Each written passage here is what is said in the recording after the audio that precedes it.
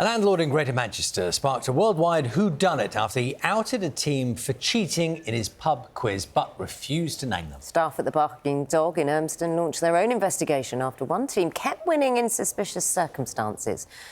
Jamie Melton has been along to find out more. Time for round two. It's the round everyone's been waiting for. It's the round all about cheaters. The Great British Pub Quiz, a national institution. But for this pub in Urmston, the low-stakes fun recently turned into high-stakes drama. They've been coming in for about 18 months, and it was first started getting suspicious, I would say, about 6 months ago, when we had a couple of teams who had made a comment saying that we think that their answer are a bit dodgy, and then we got a couple of phone calls to the pub with anonymous tips saying that good regular customers are no longer coming back. And they were getting the answers pretty much 100% correct, or just shy of.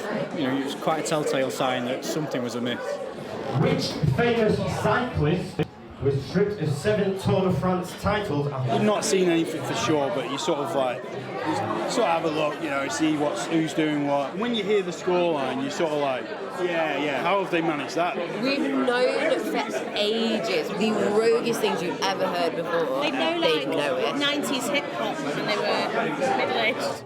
Desperate to bring people back, Bobby and Rob turned detective, devising a cunning plan to sniff the cheaters out.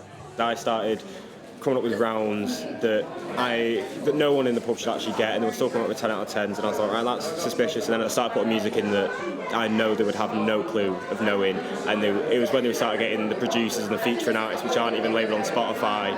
In the end, I ended up walking around the outside, having a look through the window, and they were using their smartwatch to go on Shazam for the music rounds and asking for general questions, and it was giving them the answers every time. So what was the big prize? What enormous treasure made it worth breaking the cardinal rule in pub quizzing? A £30 bar tab.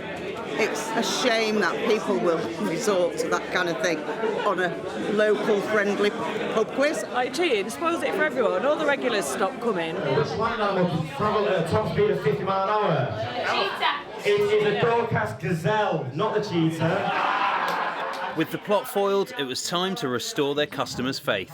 But they couldn't have imagined the response to their social media post announcing the team's banishment. Today I've had an interview with Radio of New Zealand, Toronto Radio. It's been non-stop for the last 2 days. It's brought a community of Urmston together. Everyone's loving the gossip, the whodunit sort of talk. It's so funny. It's brought people back, and it's nice to see familiar faces back in the pub. In 5th place, let's go 63.5. It is Cheaty McCheapface. So, will the devious quizzers be revealed? It's not worth it for us or them to name them. They're banned from the quiz, but they are more than welcome to come back for a drink or some food.